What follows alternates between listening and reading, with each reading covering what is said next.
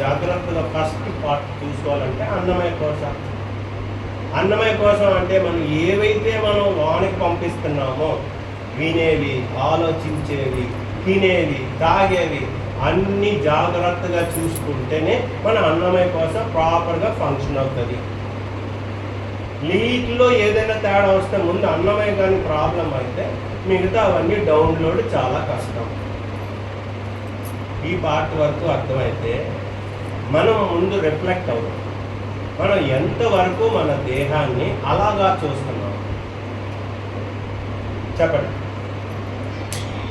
So ఇప్పుడు మనకు అర్థం అవ్వాల్సింది ఏంటి? అన్నిటికంటే ముఖ్యం మన దేహం.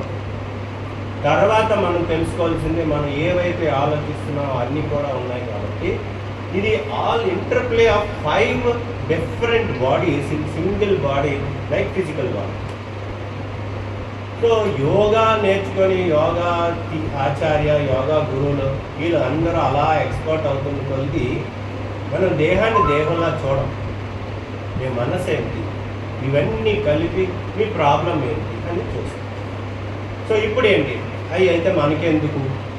మనం ఎందుకంటే 60 దాటిన తర్వాత, 55 దాటిన తర్వాత ఇంతవరకు ఉన్న బాడీ, మైండ్ ఇవన్నీ కలిపి స్లో డౌన్ అవుతుంది. స్లో డౌన్ అయ్యేటప్పుడు బాడీ ఇంతకు ముందులా సహకరించదు. అప్పుడు ఏమవుతుంది? ఇంతకు ముందంతా ప్రపంచంలో మనం ఏదో సాధించాలి అని తిరిగేసి అన్నీ చేసుకొని వచ్చే వాళ్ళని ఇప్పుడు ఎప్పుడైతే స్లో అయ్యామో, రిటైర్ అయినా ఏదైనా బాడీ స్లో అవడం మొదలవుతుంది.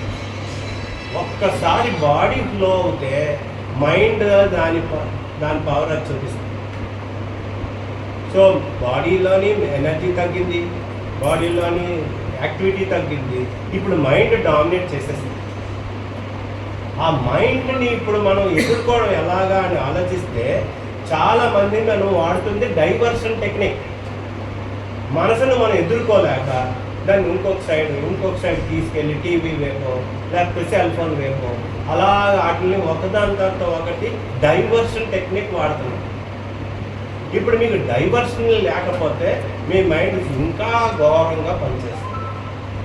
ఓకే, సో ఎప్పుడైతే మనకి ఇది అర్థమైతే, ఎప్పుడైతే మనకి ఈ మాత్రం కానీ అర్థమైతే, సో ఇప్పుడు బాడీతో మనం చేయవలసింది ఏంటి, మైండ్ని మనం ఏ విధంగా మనం ఆలోచించాలి అనేది మీకు అర్థమైతే ఈ చాలా మట్టుకు మనకు వచ్చిన ప్రాబ్లమ్స్ గురించి మనకి అట్లీస్ట్ అర్థమవుతుంది.